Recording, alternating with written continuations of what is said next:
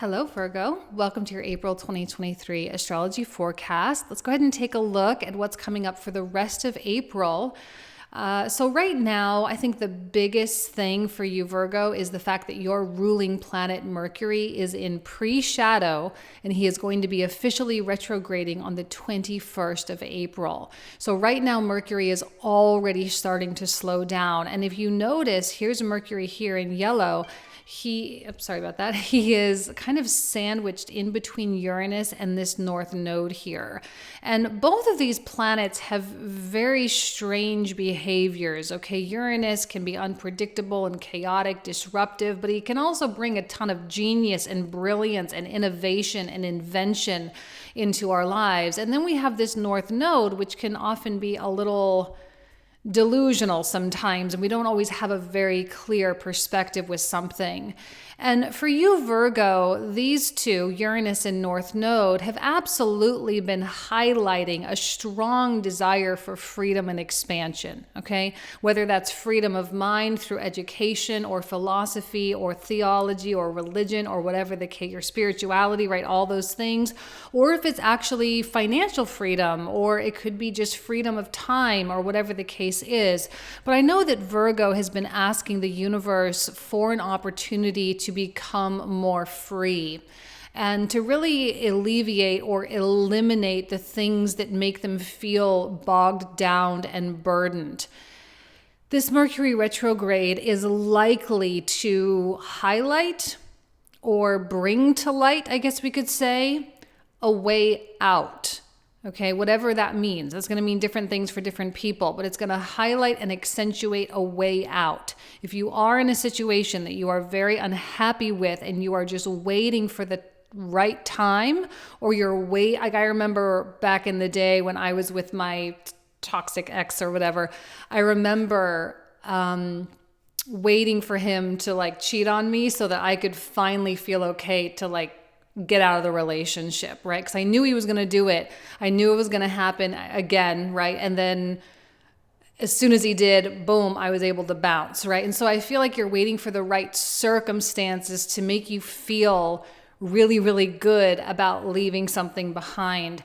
And I would think that this particular Mercury retrograde would offer something pretty substantial for you to be able to do that. Now, this may not have anything to do with other people. This could just be you with a certain pattern or a certain habit or being in a certain place or whatever that case is, and reaching that point of getting fed up with something or getting so frustrated that you actually do start to take action.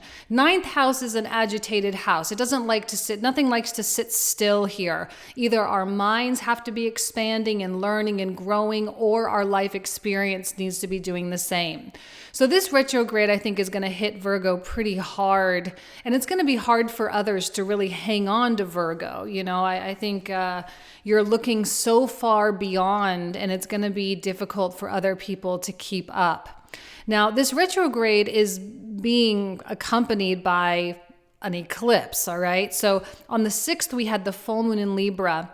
And over the next couple of weeks, we have the moon waning. So the moon is getting darker, but it's actually growing in energetic intensity because it's making its way into that perfect alignment with the sun and the earth, right? We have the earth, the moon, and the sun in perfect alignment for that total solar eclipse, which is happening on the 19th here in the US.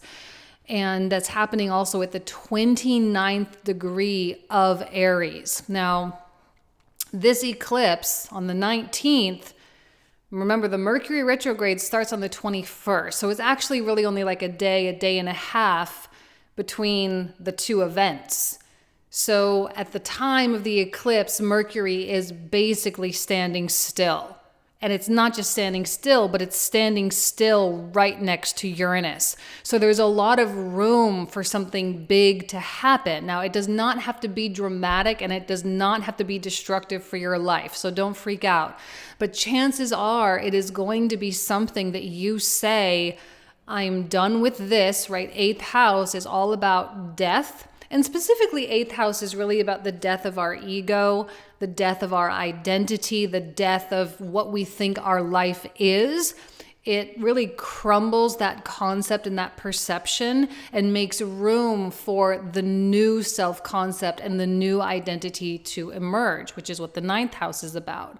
So this eclipse, there does seem to be a consciousness, like a willingness for Virgo to completely eliminate a particular aspect of their life. Okay, you're eliminating something that you're not happy with and something that has been bothering you and that's been building up and building up. And, it might include someone else, but there also might be something financial as well in the eighth house. Let's say you're married and there might be a certain financial situation that you and your spouse need to deal with. Like maybe you have a debt or something like that. And you finally say to yourself, like, okay, it's time for us to really take care of this. Let's eliminate it so that we can breathe more easily moving forward. If there's anything that has been making you feel buried under or bogged down or feeling tethered and trapped, this is a time to confront it. And I don't think you're going to be able to really stop that confrontation from happening with the Uranian influence here with this Mercury retrograde. It's going to be something that you're going to face, you're going to deal with, and you're going to find a strategy on how to get out of it, and you're going to start implementing that strategy. So we also have Venus coming into Gemini on the 11th. What I really like about this is that, Virgo, if you need help with anything, people are going to be so willing to help you. Okay? If you're needing to work together with someone or to collaborate, or you need advice or counsel, people are going to be very forthright with you. And yeah, they may be honest, but I think that's what Virgo wants. Virgo wants honesty. It wants directness. It wants someone to come in and be like, hey, Virgo, this is how to fix the problem, or follow this person, or follow this strategy, or whatever the case is. Virgo wants that direction. And I think there's a nice receptivity that Venus is bringing into that 10th house, where people are just naturally gravitating toward you, naturally wanting to help or to be a part of what you have going on. This can absolutely help with your career. It can help with any 8th or 9th house themes of finding that freedom, right? And it can help with any sort of projects or anything else that you have going on.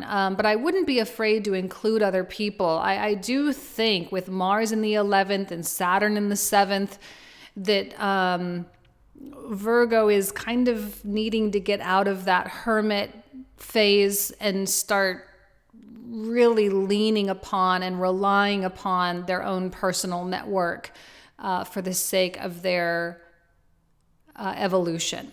Okay. Now, on top of all of this, we also have Pluto, which is also slowing down, preparing for his retrograde, which is happening on May 1st. So really, we have that eclipse on the 19th, we have Mercury retrograde on the 21st, and then we have Pluto retrograde on May 1st. So that last week and a half of April is really when we're going to start to feel the essence of what April is and what April is really supposed to bring. I look at Pluto in the 6th, and we're just getting a little taste of it right now. Just a little foreshadowing or a little foresight into what this transit is going to be like. And I know this is helping a lot of people think about how they live their lives, thinking about their daily habit. This is 6th house, right? So thinking about daily habits, thinking about health, thinking about organization and the structure and the discipline with which you live your life. And Pluto is going to bring change. That's what he does. He transforms us. So if there are things in your life that you say, this could be improved, I wish I didn't have this habit, I wish I could just be more focused, I wish I could do this, I wish I could do that, I wish I was one of those, stereotypical Virgos that had a perfectly clean house or something, whatever it is that you're thinking, Pluto is starting to really stir up that desire, is starting to say, it's time for us to put a massive emphasis on this for our lives. We need to exercise more. We need to spend more time outdoors. We need to do whatever. Everyone's going to have their own little things here. But it's just sort of coming into our mind. And I think this is a part of the freedom. Like let's say you have health issues. I say health because it's the 6th house. So let's say you have some health issues that you need to contend with. Well, a part of the freedom here is also taking care of your health, right? In order to truly experience true freedom, you must also be physically healthy. Let's say you have the debt. I mentioned debt with that 8th house, eclipse going on. If you have debt, this is you saying, all right, I need to start saving my money and taking money aside every month and really, bring that debt down as much as I can. And that's a new habit that needs to be established, because in order to have that freedom, that debt can't be hanging over my head all the time. All right, so there are going to be different things activated for each of you. Obviously, you all have your own individual lives, but this is a time to think about and to focus on abundance as it is associated with your freedom of time and your financial freedom, your freedom of mind, all of that. Because I do feel a strong shift. That's for everybody.